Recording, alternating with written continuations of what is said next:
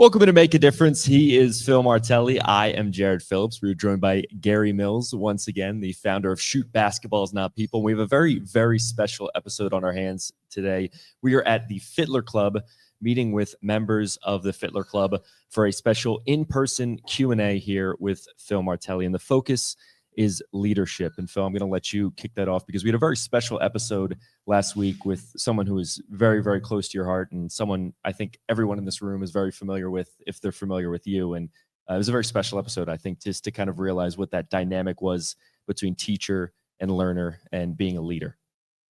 Well, I think that with Jameer Nelson, everything he touches ends up being gold. And he did it again on the podcast. But our guest segments have been the highlight of this year-long venture into the podcast world. And Jameer did it again. And he did what he did from the age of 15 years old. He taught a little bit. He learned a little bit. He shared a little bit. And a lot of it is this idea of people want to pigeonhole and say, well, he's a basketball player. No, he's not. No, he's not. You're a basketball coach. No, I wasn't. No, I was a human being who coached basketball. That's not who I was. Jameer Nelson playing basketball, one of the best to ever do it in Philadelphia, that's not who he was. That's what he did and what he was extraordinary at. So I'm sure it'll do numbers. This is my nephew, by the way, and it's his idea, this whole podcast approach. And what I said to him is, we're not going to do, as Garry well knows, because Gary's been a guest, we're not doing basketball. I want to know who's making a difference. Who's making a difference? Is it two nuns in Chester who they came to them and said, your school's closed. These two nuns said to the diocese, we're not leaving. And they stayed and they opened up a community center. We talked to Isaiah Thomas, this councilman in Philadelphia, not because he's a basketball coach, but because he's making a difference. And as we go through these different people, it's all organizations that are touching people like all of you do. And I want to applaud you first and foremost, and then just share with you this idea. Like, I don't think that anybody is a title. I don't think the CEO of Independence Blue Cross, that should be how he's looked at. That gentleman is a human being first. He has strengths, he has weaknesses, and we should judge each other and base each other on our character and what we're using our character for to make a difference. So some thoughts that I wrote down. So we usually end this with where was I and where I'm just happy to be here. And I'll be honest with you, because last night at exactly this time, I was sitting in the Richmond airport, having just visited the VCU basketball program where my sons are the head coach and the associate head coach. And the person said, your flight to Philadelphia has been canceled, not delayed, canceled. And I said to the guy, when can I get to Philadelphia? He said, well, tomorrow night at 9:00, we're going to book you on that plane. I said, you can book me. I'm not going to be here, but you can go ahead and book me. And then I walked myself down to the rental car, coming up with the idea, well, it's only a 4-hour drive. I'll just go down. Well, everybody in the airport had the same idea. No cars. There was not a car to be had at the Richmond airport. So then I came up with, you know what I'll do? I'll take a train. Can't be that hard to take a train from Richmond. So I did. At 4:00 this morning, I was on a train from Richmond to 30th Street. Then I had to go from 30th Street to the airport and get my car. And I will tell you, I have had only one disappointment today. So all the bald guys out there, I had a haircut appointment. Can you imagine an appointment? They give me an appointment, right? They put me in a chair, spin me around and go, that's $8 and you're done. So I didn't get to my hair appointment, but I got everything else done, including this kind of script. So to me, leadership, and whatever term you want to put on it, mentor, coach, teacher. Leaders understand that your words matter, and small words matter. I despise the idea of people walking around and saying, I work for, and they mention another human being. I don't buy that. We work with each other. We work with each other.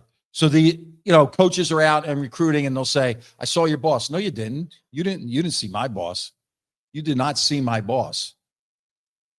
And they'll say, well, he worked for so-and-so. No, he worked with him. If they're successful, he worked with him.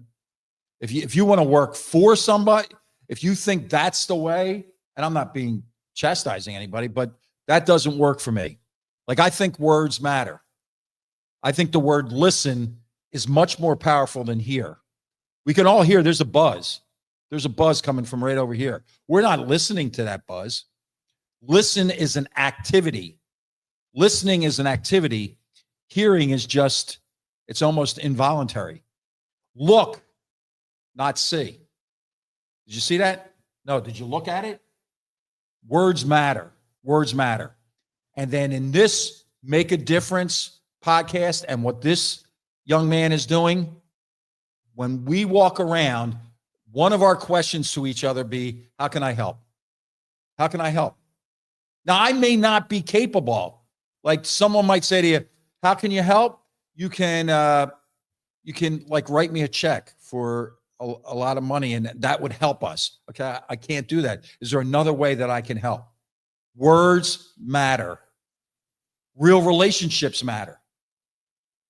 Not these phone relationships, not your contacts, not your Facebook or your Facebook or all those magic ways that they have to contact with people. Real relationships. What do you know about those that you know? What do you really know about that person? I think that real leaders are organized because no one wants to follow someone who doesn't know where they're going. No one wants to follow someone who doesn't know where they're going. As a leader, as a mentor, as a coach, as a teacher, we are all in charge with supplying energy to anything that we're involved in. How do you provide energy? You put others in positions where their strengths can be utilized, right? I'll say, like, these Fortune 500 companies. Somebody in that company is really good at dealing with disgruntled vendors or customers. Let them do it then. I'm not saying you shy away from confrontation, but if that's not your strength, if somebody can really write, right? If someone in your organization, in your family can really write, they can craft an email, or if you're old school and craft a letter or a card, that's what they should do. You provide energy. When someone asks you to do something that you're good at, you get more energetic about it. That's what leadership is. And all of these things this is all that Jameer Nelson, the exchange with him last week was like talking in a mirror for me. How do you find that energy? Teacher and student. I think all of us, I don't care what station in life you're in. I think everybody here is responsible to be a teacher every day and a student every day. So when you go to put your head on the pillow, you say to yourself, whom did I teach? And then ask yourself, what did I learn? And the young, and there's many young here, but even younger than you, they can be the best teachers. They know more about technology than all of us combined. So why not lean on them to teach us? And then I think the most powerful statement in the English language, and the great leaders, not the average leaders, and nobody here is average, you understand the power of thank you. Thank you is the most powerful statement in the English language. We all own it, and we all underutilize it. We all put it in our bags this morning. We put it in our pocket. The world just went so fast and we forgot. So the power of thank you by a leader, teacher, mentor, coach, it's the most powerful statement in the English language. All of those nuggets come out. Like, one of the things in our guest segment is Who's influenced your life? Who's made a difference in your life? And what Jameer Nelson said on this podcast last week was, well, Coach, it was you because you did this. And he brought up 2 instances. I remember the instances. And one was this. He had become like this national phenom. Everybody wanted to talk about him. The whole country was talking about him as a basketball player. And I took a phone call from his psychology teacher, and he was a freshman. And they said he missed class. I said, okay, I got it. And I went out, and they were all warming up for practice. And I called everybody together as we normally would to start practice. And I turned to him and I said, did you miss psychology today? He said, yes, I did. I said, oh, really? Good. Pack your stuff and get out and go back to Chester. You're not welcomed here anymore. And he left. He left practice. I spent the whole practice praying, dear God, don't let him go home. Dear God, don't let him go home. Dear God, don't let him go home. All of that happened. Came off the practice floor. His mother, Linda Billings, who I want you to think about this now. Her son has made $100 million playing basketball. She's a cashier to this day at the pharmacy on Montgomery Avenue. Why? It's not my money. I will work, and I will make a difference. Right? Linda Billings was on the phone in my office, and she said, Coach, did Jameer miss class today? I said, yes, he did, Linda. She said, Coach, if you'll take him back, I promise you he will not miss another class. You have my word on that. Please take him back. And I went, okay.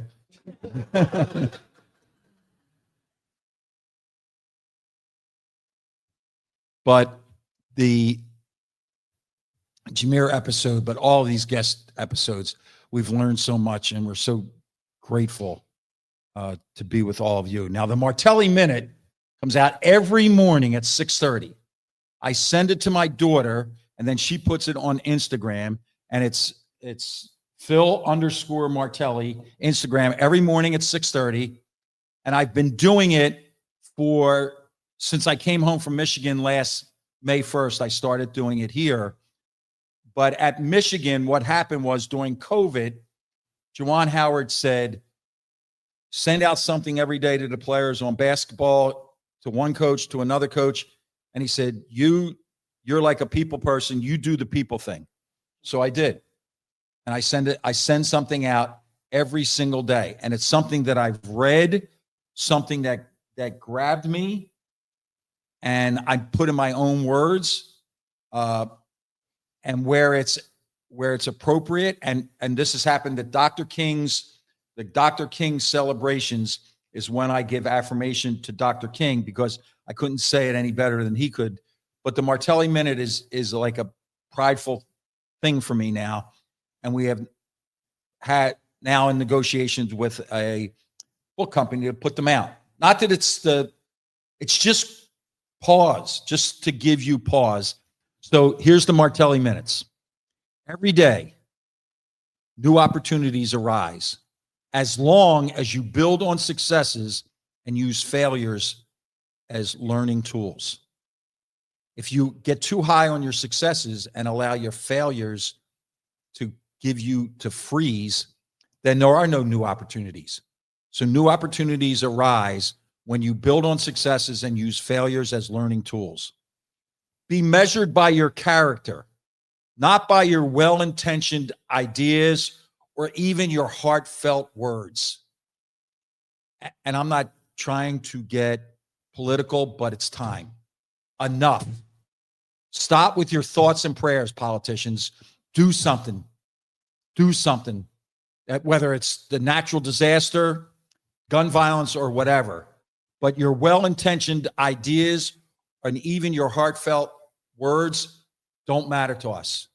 Show us your character. How you handle failures often ends up determining your future successes. It's nice to ride high, but what happens when you get knocked down? How do you pick yourself up and that will determine whether you will be a future success. Mental toughness arises from times of stress and struggle as long as you commit to learning and growing. And then this is a perfect example.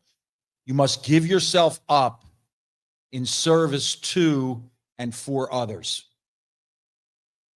Give yourself up in service to and for others. That's the Martelli Minute. There is also one, Gary, that you need to get on that I put out today. Bob Hurley Sr.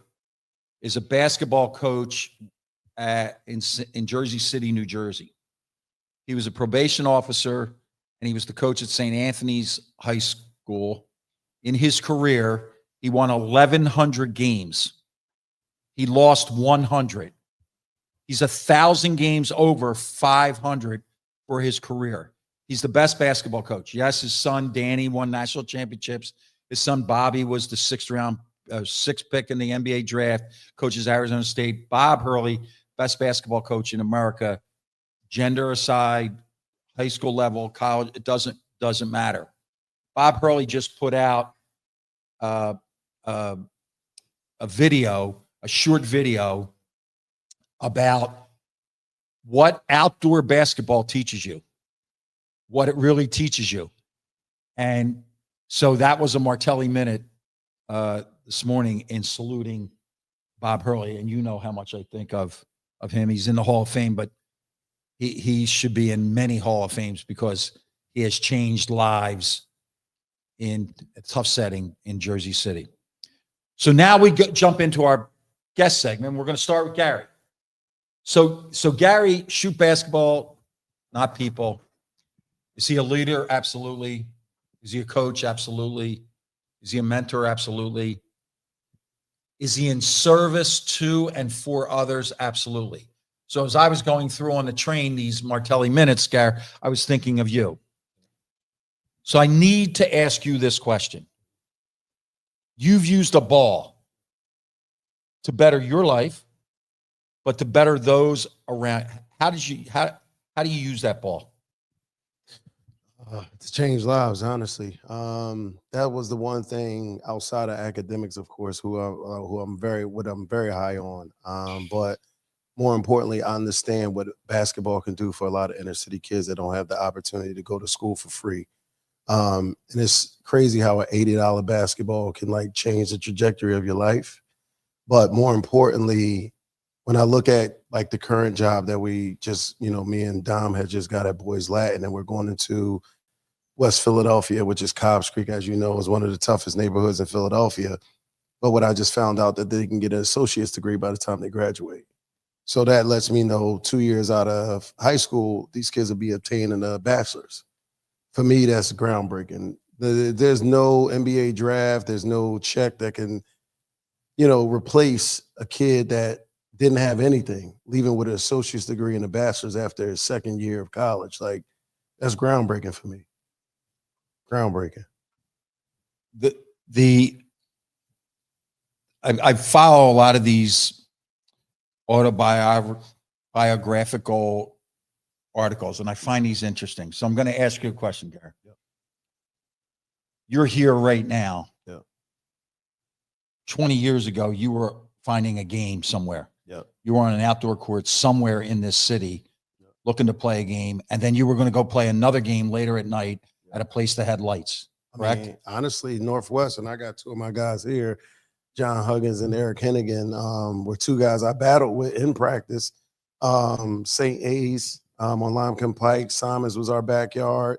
From Simons to Finley, from Finley to Pleasant Playground, from Pleasant Playground to Happy Hollow, from Happy Hollow to, wow, what other playground was we going to? Those are main ones, but like bicycle walking, like our coach after and kids don't know these days, and John can attest to this, the coach that we had, we was doing like gut busters in 90-degree weather outside on the concrete where the bottom of your sneakers burn from like so much friction between the ground and your sneakers. So I feel like you said, a lot of kids don't play outside no more, man. And non-controlled basketball is where you really get a feel for the game. Like you can work out in these air-conditioned gyms all you want, but it's not going to give you that toughness, that grit that a lot of coaches like yourself look for, and a lot of inner city guys. Like the playground is where it's at.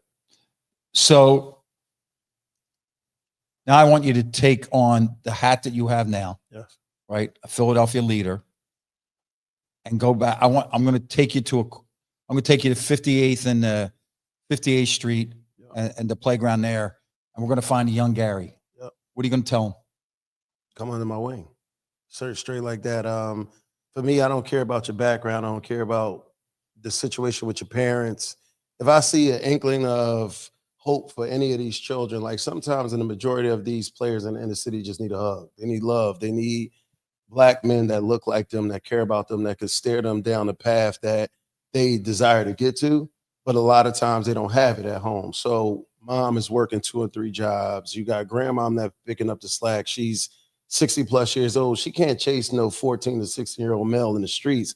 So 9 times out of 10, a lot of these guys go, as we all know, to the corner, or they go to like different like blocks or neighborhoods or whatever may have you. So it's like for us, it's like it's imperative that we just be the example. And that's why I carry these guys with me, man. Like these guys are super important.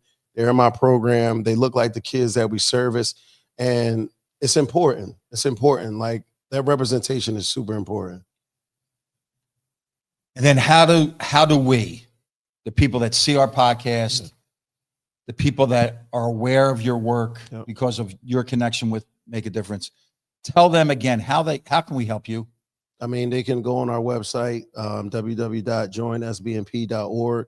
They can volunteer. They can donate. They could just be involved with a demographic that they might not be aware of and how they operate. And sometimes it's a conversation. I've met several people from the main line that had no clue because they don't have to deal with it every day.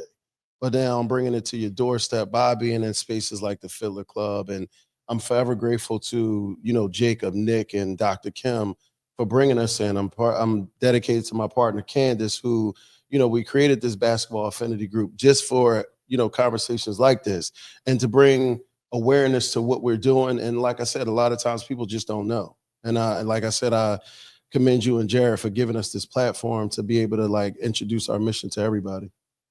Keep going. You're making a difference. And if you can make a difference one at a time, that's all it takes. Absolutely. And this ball is magical. You and I have had this conversation. Yeah. I believe that basketball is the great societal experiment because it doesn't matter if you're black or white. Yeah. Doesn't matter if you're rich or poor. Doesn't matter if you're male or female. Doesn't matter if you're from the Delco or Northwest Philly. It doesn't matter. You can find a game. You can find a game as long as you're willing to dribble, pass, and shoot, share the responsibility. And isn't that what life is about? Sharing the responsibility. Absolutely. So that I'm fascinated by this game. I can't tell you. I was a playground rat. I moved to Delaware County. I met 3 guys, and they are responsible for where I sit. That my parents teaching me to respect everybody, and my 3 coaches who I thought this is magic what they can do. They can push you in a direction. So the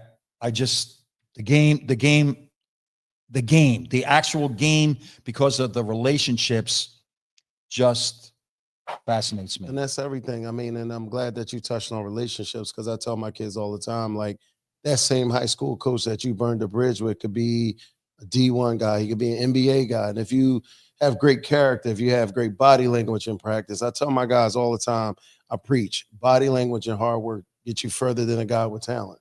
And I tell them all that time. And a lot of times inner city kids, they come out of games, they piss because they come out of games, but they don't understand why they're coming out of the game. And then my job as a coach is to help them understand, like if your boss tells you to do something, you say no, your boss is going to fire you. So there's no different from you getting the bench. And I think it was Bobby Knight that said it the best. Yeah. The bench is the best teacher. I mean, and I think for John Huggins and I, we had a phenomenal coach and Coach Eric at the Westwood Glen Wildcats growing up.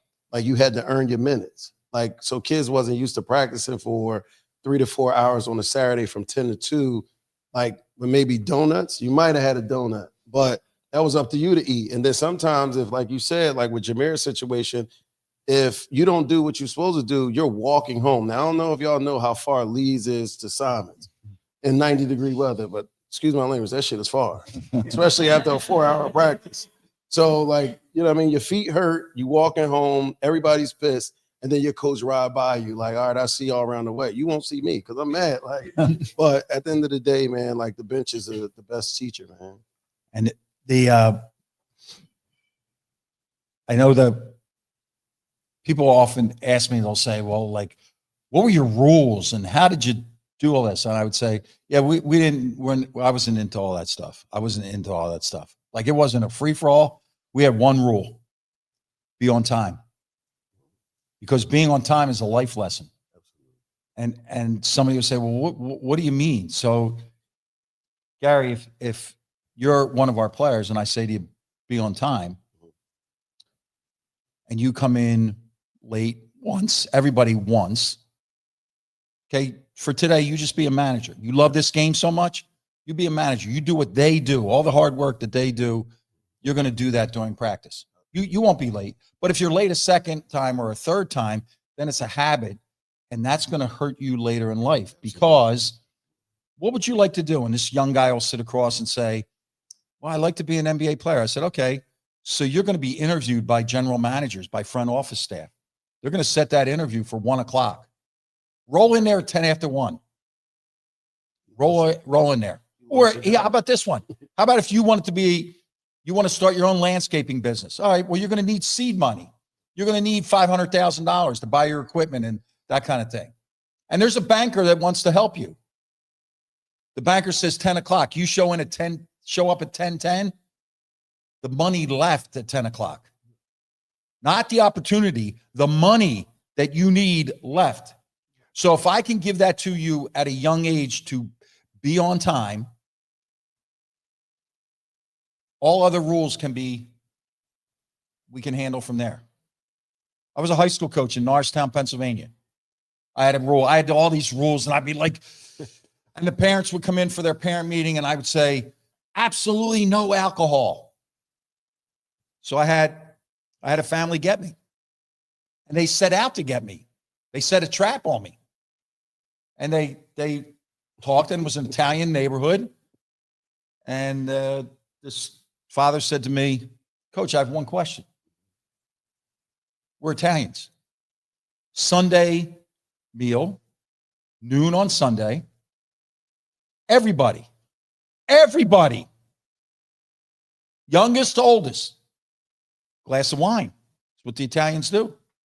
So you're telling me if he drinks that wine, he broke your rule. And I'm like, oh, man. So you know what? I flipped the rule. Like, I didn't want them out there underage drinking. But I would say to them, you know what? Never embarrass your family. You cannot, no young person can embarrass their family name. That was given to them. That was a gift given to them. So in your decisions, I'm not saying be choir boys, not be an angel, but when you make decisions, know that you're impacting your family name. So it moves from don't drink to don't embarrass your family name. So that was my rules. What do you got? Give me one. So, my rule. Don't disrespect your teammates. The same way your brother that you coming at for not getting the drill done, you're going to mess up the same drill. Guarantee it happens every time. I have leaders that try to hold these younger guys accountable, and then younger guys come in and they outwork the older guys because now they're comfortable. I always tell my guys, lead by example too. Especially no matter if you're freshmen or seniors. I have freshmen that was leaders more than seniors, and their work ethic proved it. So I tell them all the time, like, you never know who's watching. Like, Amen. whether it's open gyms or whatever, like, don't just show off because this D1 guy is in the gym. Like, make it a habit. Do it every day, and you don't have to worry about acting fake, like you said, being a choir boy in practice. So those are the main ones for us. And I think for Coach Eric, for myself and John, primarily because we played for him, it was just no bullshit in practice. Like you said, if practice started at 3, you got to be on baseline at least 245, 250. And if you're not, then now we running 6 gut busters, we running 10 laps. Like nobody want to run. Now you got the whole unit mad at you. So it's like, just lead by example. Well, Garry, thank you so much. Appreciate you kicking this off. My guys. And with that, we will open up this Q&A segment to anyone that would like to step up and ask Phil Martelli here a question as we move forward with this leadership seminar. Yeah, if you want to come up. Should have like a mobile. Should have a mobile one. And We don't have that I kind got of 3. equipment. I got 3 microphones. Just saying. First, well, my name's Eric Hennigan. I work with Garry at Shoot Baskets Not People. Appreciate what both you gentlemen do. It's an honor to be a part of the program and honor to talk with you, Coach.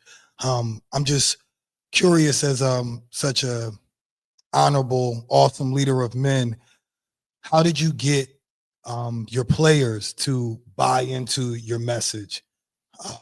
It's a really good one. I think you've laid out a lot of good rules, but people come into our programs, our gyms with habits already, and just some of the players you've been able to coach, especially us knowing them as Philly guys, you were able to have them buy into what you brought to the table. So what were your strategies? I appreciate that. The first thought was this. I wanted foundations over rules.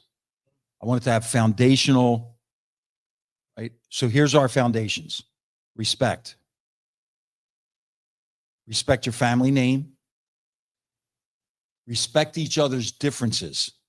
I had dudes in my locker room, like we all do, who are loud. They're nervous, but they become loud to kind of play off their nervous. Well, I had other guys who were quiet. We needed to respect each other, right? And if we were going on the road and you're rooming with somebody and you're a dude that no, man, I got to have that TV on until 3 o'clock. Well, then it's my responsibility to make sure that I don't have an insomniac in there with a guy who wants to get his sleep, right? So respect each other's differences. Some were religious. Some were not wanting to be connected spiritually, that kind of thing. Respect the game, because we're not the greatest. We just happen to be the latest here, right? The greatest, we all know who they are. You can put them on the top shelf and they're not going to be touched, right? In college basketball, Lionel is not going to be touched. Lionel Simmons and Jameer Nelson is not going to be touched. Just like you go all the way back and you find the real OGs out there and they'll tell you, well, you didn't see Tom Golan. No, I didn't, but I respect the fact that you say this is what he was. Right. So to me, it was that idea of respect the game, respect our opponents. Right. And that's one of the things I'd like to see us do even more of, all of us that mentor, the hand gesturing and the self identification that's going on in today's game. I'm not with it. I think you should play with joy, but I don't know that joy means mocking or coming at an opponent. I think you have to respect your officials, right? They're there to maintain some semblance of order in a game. And it comes, I think about this, when you were on that park, when that man called foul, you argued real quick, but then you got on with the game because no one wanted to hear you argue. No one wanted to hear you run your mouth. They just wanted to, let's play, right? Let's play. So think about that, right? How many times we say in the pickup, respect the call, respect the call, respect the call. Well, that's the same now. It's the same now. So now we have officials. Like, let's make sure of that. So that was a platform. That was a foundation. Second foundation, communication. Player to player, player to coach, coach to coach. student to teacher, what's your form of communication? And unfortunately, that might be too strong a word, but we have missed with the younger generation because we talk to them about communicate. What they hear is you should talk. So how many of you have ever been in with a young person and you're trying to explain your point? They're not listening to you. They're not listening. They're preparing their counter argument, right? Everybody's preparing what they want to say, So one of the things that we have to do as leaders, as mentors, as teachers, to make a difference with our younger generation is we have to teach them to listen. They have to learn to listen so they can listen to learn. Right? So that was a foundation, communication. Yeah. This became like, it's addictive. Did you talk to so-and-so today? Did you talk to Eric today? Yeah, I talked to Eric. Really? Well, I text with him. Well, you didn't talk to him then. Stop. You did not talk to him. And for young people, that to me is a big deal. We want them to communicate and we want them to understand that communication is eye to eye because all of us know this. When you look into somebody's eyes, you don't stop at their eyes. You see their heart. So when you look at somebody's eyes, you know exactly what's in their heart. So at every case, make sure that you are communicating eye to eye. The third tenet was I was looking for daily improvement. And those were foundational. So now you're leaving the program or you're an upperclassman, younger guys coming in, they'll say, well, what's it like around here?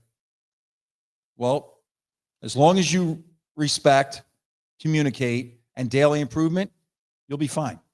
All other things are on an individual basis because I'll treat you fairly, which means I'm not treating you the same as everybody else.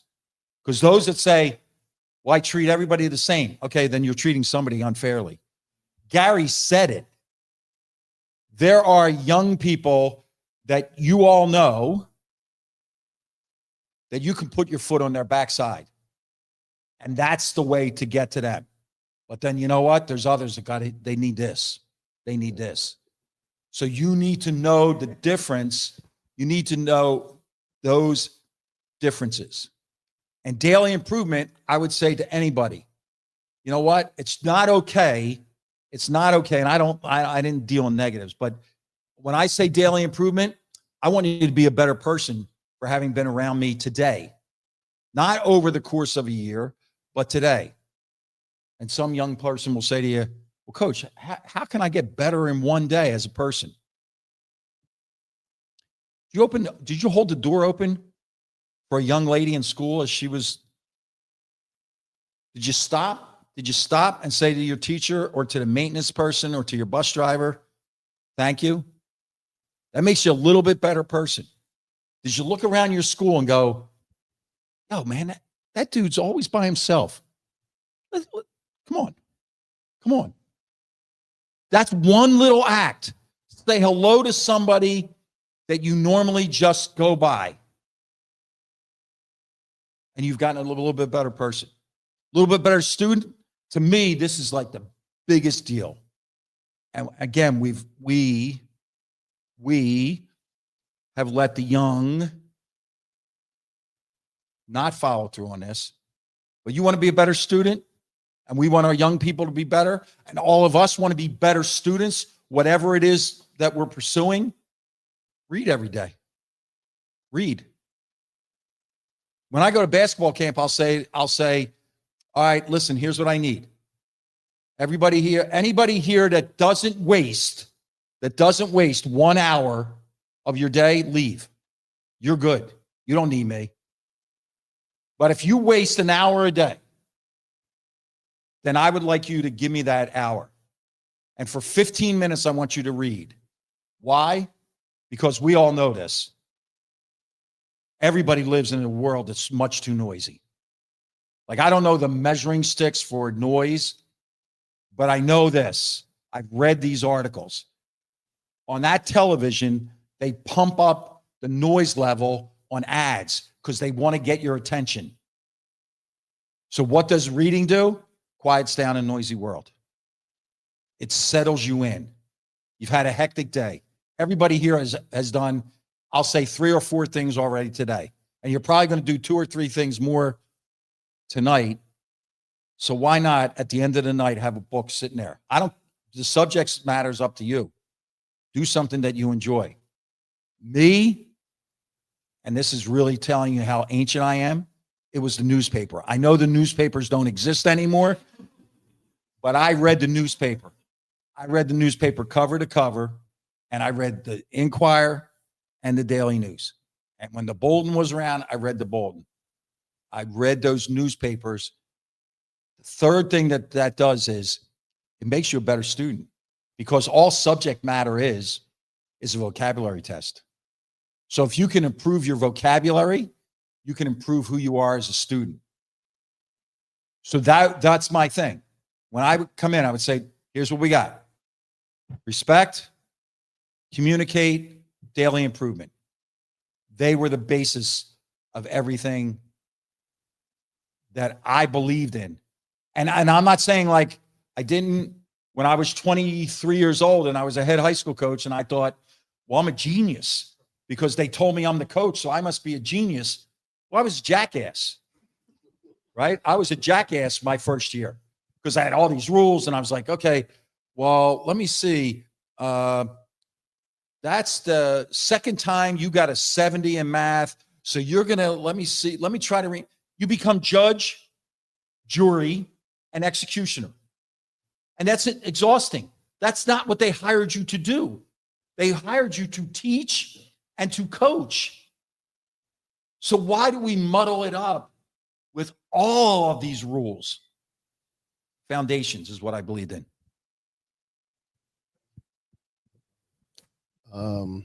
I think for me, my question to you, Coach, is your first year at St. Joe's, making that transition from high school to college. What were the challenges? Well, when I first went to St. Joe's, I had an interesting path because I was restricted earnings.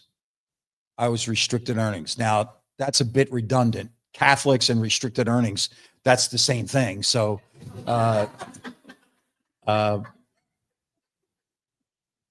but you'll find this interesting. I was a school teacher my first year at St. Joe's. I worked at the Protectory. I was in Phoenixville, and all the kids were from Philly, and they were all court adjudicated. They all had sentences. And that's where I taught. And, you know, if they could get home every other weekend, and I mean, it was eye-opening. And I say this as a blessing. It wasn't what they're facing today.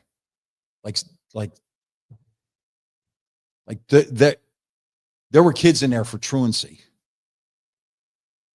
There were kids in there for, and I'm not talking lightly of it, but there are kids in there for vandalism. There were not what these young people are facing today, but they were all court adjudicated, and they were all from different neighborhoods, and that's where I taught. I taught there every day, 8 to 2. I taught math, individualized program, and then I would drive to St. Joe's and I would go to practice. And I had taken the opportunity when I was a high school coach at Bishop Kenrick High School in Norristown. I said, you know what? I like the ideas that I have. I wonder if it would work. So one of the ways that I measured myself is I volunteered and I coached in the Sunny Hill College League. And I wanted to see if my ideas about basketball would translate to better players. But we ran the basketball program. We ran the basketball program at Bishop Kenrick as if it was a college program. When I went to St. Joe's, 2 things happened. one, I caught myself staring a lot of times because there were plays being made that I had never seen with that athleticism and at that pace.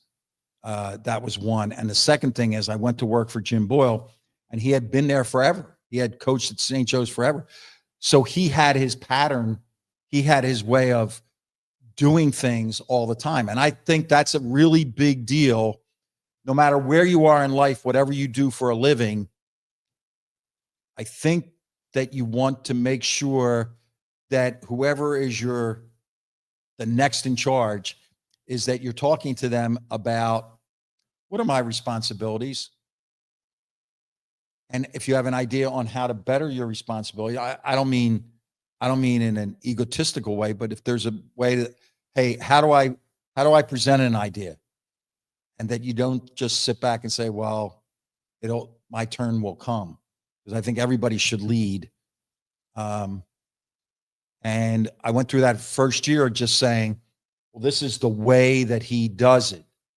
And I think it's really important that when you're in settings like that, that you don't have to talk all the time, right? Some young people, I'm not saying this group, but some young people think if I talk and I'm loud when I talk, it shows that I am more knowledgeable than I really am.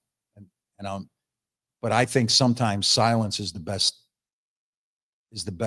opportunity to show people that, you know what, he's a little bit smarter than we think, because he's smart enough to say, I don't know. I don't know is an acceptable answer when you don't know, rather than make something up. So that was really an opportunity. And then right after that year, I went full time. And again, he was established. Jim Boyle was established. He was set in his ways. So I think when I went to Michigan, that was a little different because Juwan Howard didn't know college basketball, and I could give him some of my nuggets. But I think whatever your position, as you move and you get to be on the top, it's really important. I go back to that idea of words, that you let people know you're working with them, that you're willing to listen. Doesn't mean you have to implement everybody, make everybody feel good. Not Little League, right? It's not, these meetings aren't participatory and you get an award for participating. No, if it's valid, just give people the respect by listening to them. Do we have any other folks that want to step up and ask Phil a question?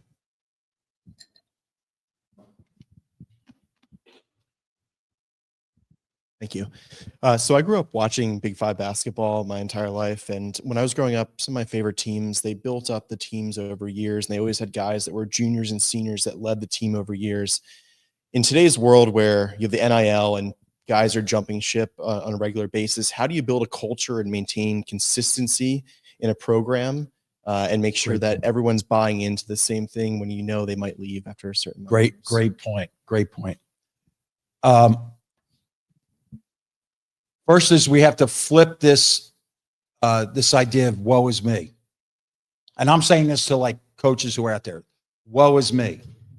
Okay, what do we have that we didn't have back then? When you were a kid and you were watching, we didn't have summer workouts. Those guys could be in summer school, but we couldn't work with them. In college basketball today, you do get summertime with them. You get 8 hours to establish exactly what you're talking about. So I just came back, as I said, from VCU. My son's the head coach. My other son's the associate head coach. They have 8 new players. They have a whole new staff. They just went in there. And they now use these workouts to build up their way of playing, their way of approaching, their way of competing.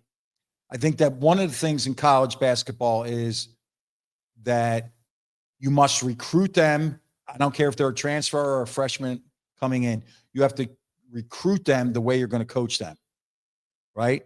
A lot of guys recruit and, oh, you're the best, and you and then the kid gets on the court and you go like, yo, man, what? You're supposed to go left. If you haven't had that honest conversation with him, you can't coach him at that point. You're now just kind of like managing, and that's not a healthy way to do it. I think that the second thing is that you have to acknowledge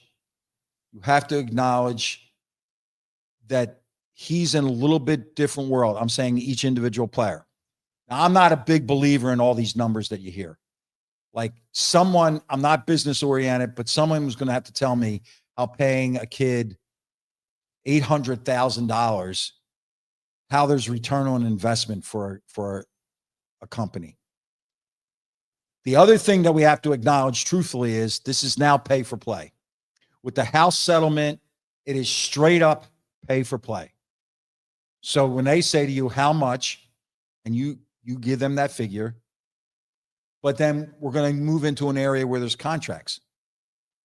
Here's your contract. You're going to sign it for 2 years. This is what we're guaranteeing you'll get. We're not going to take it if you had 8 points instead of 12 points. But the idea that you still care about them is monumental. We have got to in the coaching profession and in this city, we have got to be different by demanding of ourselves that this is still transformational and not transactional. Bigger schools can go do it. They can do it. And kids going to 3 and 4 schools, that's all transactions. But we have got to hold ourselves to the standard of we are still transformed. We are still going to make a difference. No one better in the coaching profession has ever done that exactly like John Chaney, right? John Chaney, you're too young, but John Chaney took guys who had flaws. They had bumps along the way, right? You know what? He never talked to them about graduating from college because he didn't think graduating from college was for all players. What he did say is, you're going to be there every morning. So why did he practice in the morning? Because most kids get in trouble from midnight to 3 in the morning. He eliminated that, right? He eliminated that. So his strictness enabled him to say, you know what? You didn't get a college degree. You got college educated though. You learned all of these things. And if I could jump up and down to everybody in this city, it's let's stop chasing the money and thinking, well, we'll put more money in and we'll catch up. Because as soon as you put in X amount of dollars, and I'll use Temple, for example, and I don't mean this disrespectfully. As soon as Temple raises X amount of dollars, then Maryland, who they're competing against to get the same kids from Philadelphia, they're going to raise the money.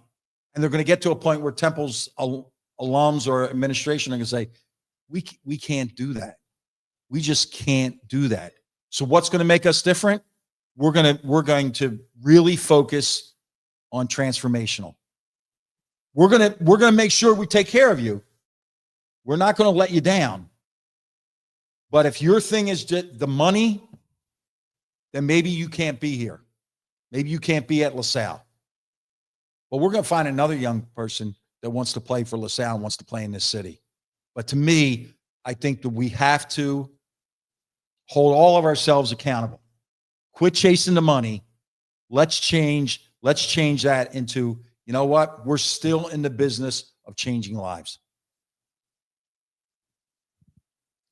We have time for another.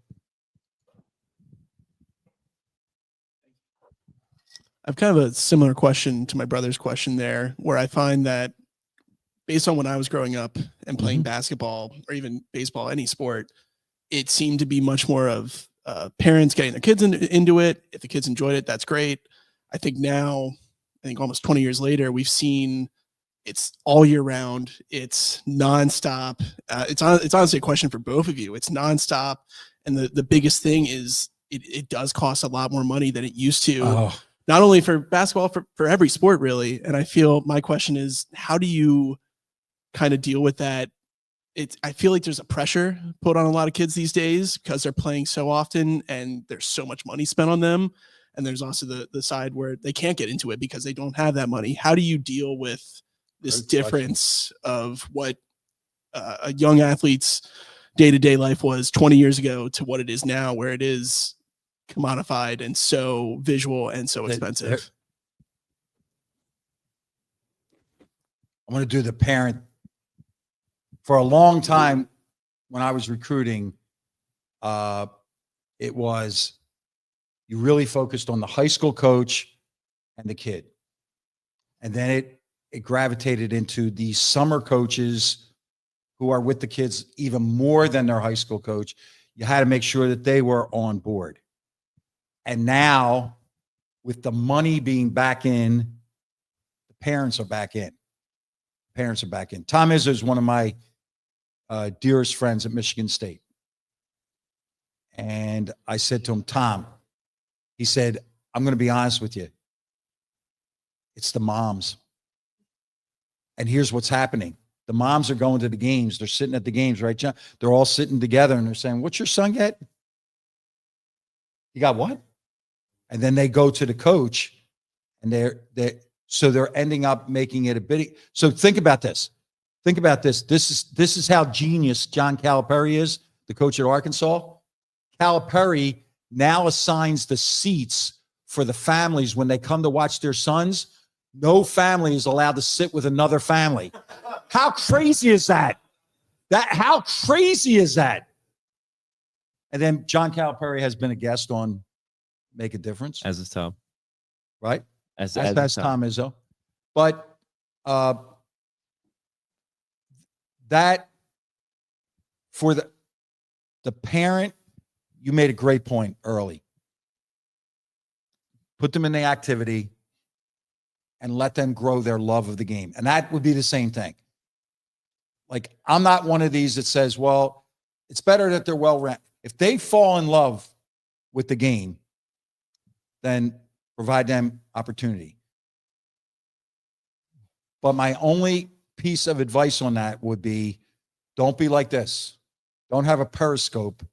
You don't need a periscope to say, well, they have to do that. They have to do that. Ready? Make it a microscope and go like this. Oh, you're doing what in the community?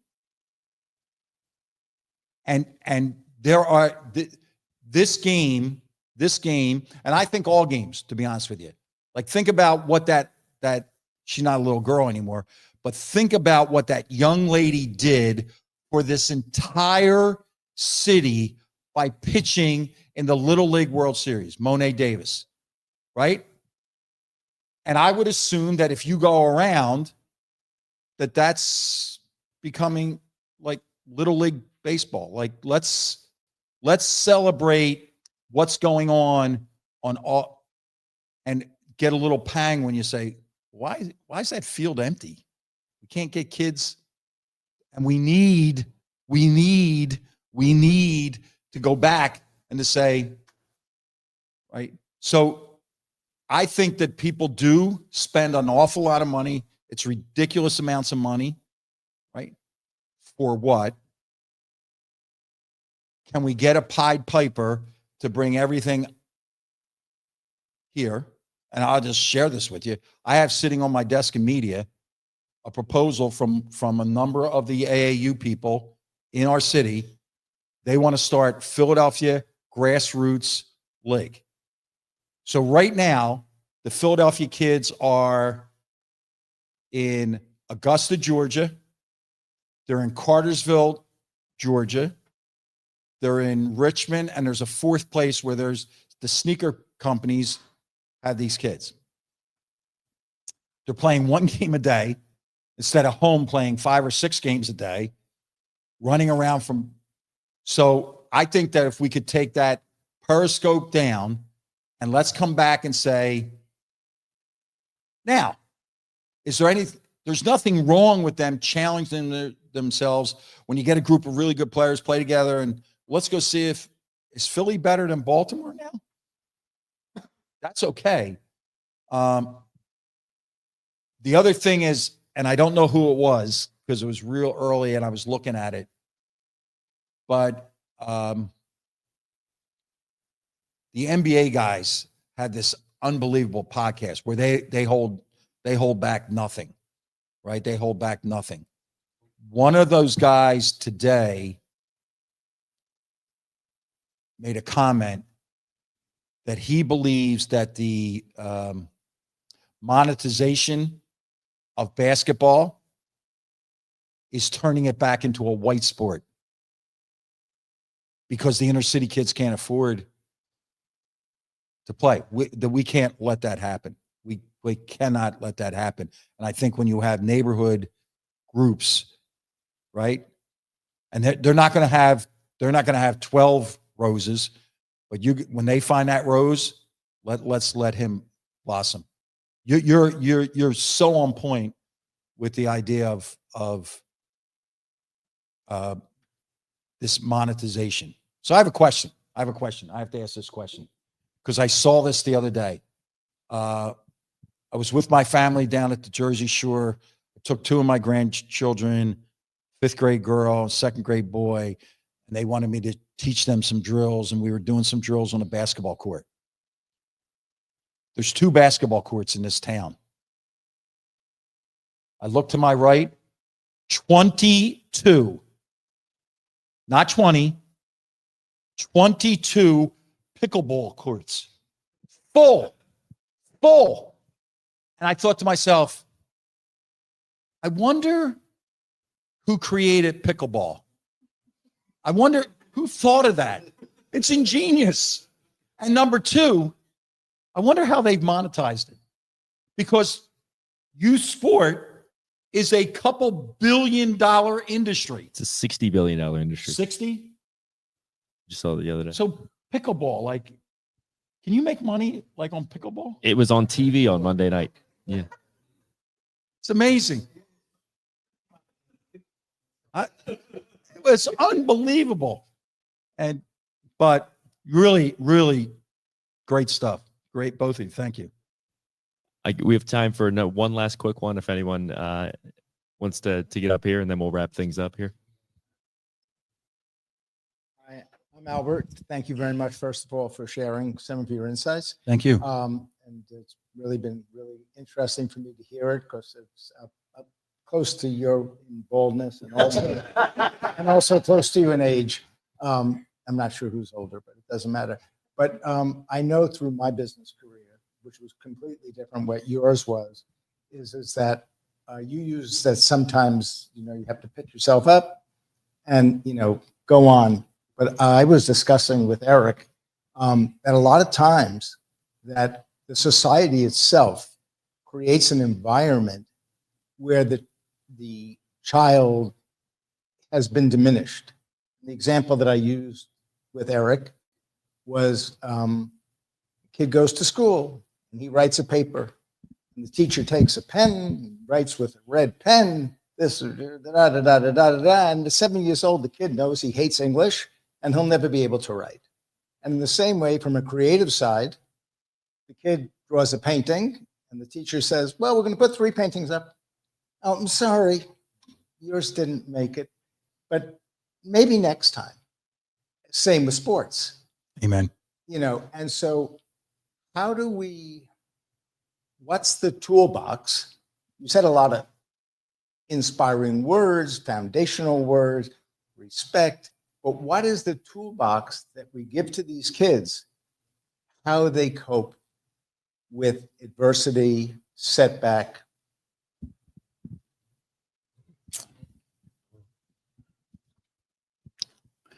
See, and I thought we were going to talk about the Phillies. Unfortunately, when I went to the Cincinnati game on the 2nd, they lost. I went to the San Diego game on the 4th, they lost, and my daughter told me, you're not coming on the 5th.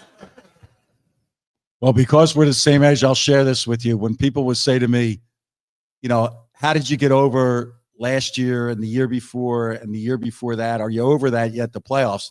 And I look at them and say, I'm not over 64 yet. So don't Are you crazy? You think I'm over this now? You're not. I think that the building them up, but holding them accountable, right? In our classrooms, on our courts, on our fields. And I think it goes back, to be honest with you, where words matter. I think where words matter, where we're using words like, and I applaud schools because I think they're starting to do a better job in athletics. Like, well, there's an A team and a B team. Okay, as long as the kid is playing and being lifted up through with a chance to improve. I think that in the classroom, the same thing. Like the choice of words on how to, I guess, motivate. That to me is where I would say, like a coach, a teacher, like your words really matter. So just take a measure, just take a pause and understand that sometimes that kid needs that pat or that just a simple word of encouragement. But so do the teachers. So do those teachers. They need that boost of encouragement to say that you can make a difference. And at all cost, eliminate comparisons. Well, you're not quite what John is. It's like taking a knife to them, right? It's just avoiding comparisons and allowing each person to be valued for who they are. I don't care if it's a 7-year-old who has written, you made a really good point about, I have this friend who I met. He runs a company, and it's a leadership company, Admired Leadership.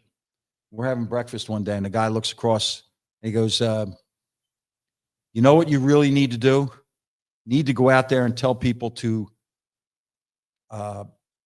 unleash their fanness. And I look at him, I go, huh, oh, you think you're being tricky, right? He goes, what? I said, fanness. That's the word you said, fanness. That's not a word. He said, you're right, it's not a word. Fanness is a concept. A willingness to celebrate another's success. If we could instill that in all of our coaches, in all of our teachers, in all of our parents, a willingness to celebrate another's success. Well, an A student's success may be, if they still have it, a 1,300 in the SAT. Celebrate it. Celebrate those small victories. But the same thing is true in a classroom where a student has bumped along and been a C, and they give you a product that's a C+ or a B-. Celebrate their success. Unleash your fanness. Unleash your fanness. And I know it sounds, and I'm not, look, we're all going to slip off this, right? As we're climbing the mountain, we're all going to slip. But if we can just look out for each other, and I'll go back to that use of words. If we just see each other every day and say, how can I help? Because everybody's bringing something, whether it's to this setting, to a school, to a team, to a business. If we can just be there to help and know that when they're going to say the same thing to us, that to me is the way to lift. We should not be in this in any way, shape, or form to crush. We need to lift. Well, fantastic Fantastic stuff, Phil, and we appreciate everyone for coming out today. Really, really fun chat. I really want to give my sincerest thanks to, of course, Garry Mills with Shoot Basketball is Not People. If you folks have not checked out his organization yet, please do so. It's joinsbmp.org. We have partnered with Garry in the past, and we've always been trying to promote his message and what they're doing to help folks in the Philadelphia community who are struggling with gun violence, to help them find a better pathway through the game of basketball. It's a beautiful thing. I do also want to thank Candace Moore, of course, very instrumental in putting this together, along with all the folks at the Fitler Club who were welcoming us in and allowing us to put this on a terrific, terrific event. We appreciate all of you for the turnout as well. If you're looking to get in touch with Phil in any way, shape, or form, you can head on over to pnjmakeadifference.com. That is where you can get in touch with Phil to help him make a difference, either in the classroom, on the court, off the court, or in the workplace. We are at Make a Difference Pod on Instagram, TikTok, and YouTube. At Make a Diff Pod on X. We're Make a Difference with Phil Martelli on Facebook, was it? Yeah. And They created something while we're in here. yeah, They came up with something. I'm telling you. they're working on something. They're working on something. Go ahead and like and subscribe on YouTube. And if you feel so inclined to give us a 5-star rating on Spotify and Apple Podcasts, we appreciate you folks joining us. And we hope our listeners here tuning in when this airs enjoyed it as well. A wonderful, wonderful experience. And I'll give you 30 seconds to drop a little Phil's insight on us. Well, it's all about the trade deadline now, but if Harper's back, you know what? If Harper's back like he was the other day, I got to leave early because I'm going down to Broad Street right now. We have one other thing. All of these, the guest segments, like in 10 days or so, we're going to talk to a soccer coach who runs a camp strictly for autistic young people. Then we're going to talk to a group that that deals with Down syndrome, and then we're going to. So all along the way, if there's somebody out there in the community that we're not aware of, and you think, man, they would be great, because that segment is about 25 minutes, and all we want to do is we want to make a difference in this community, because so many have made a difference for me and for Jared. That's our intention, to give back as often as we can. And these guests over the years just run through my head, and I'll give you one example. We went up to St. Joe Prep because of their powerful, and all these schools are doing great jobs, community service. We went up there. That's my alma mater. And there was a 15-year-old kid. He was this big, literally that big. And I'm looking at him, little white kid, I'm looking at him. I said, so what do you do? And he mentioned a corner in Philadelphia in a park. And I'm like, you do what? He said, I go to this park every Saturday, and I give sandwiches out to the people in the park. And I looked at him and said, who do you go there with? He said, I go there by myself. There's no 15-year-old white kid in that neighborhood.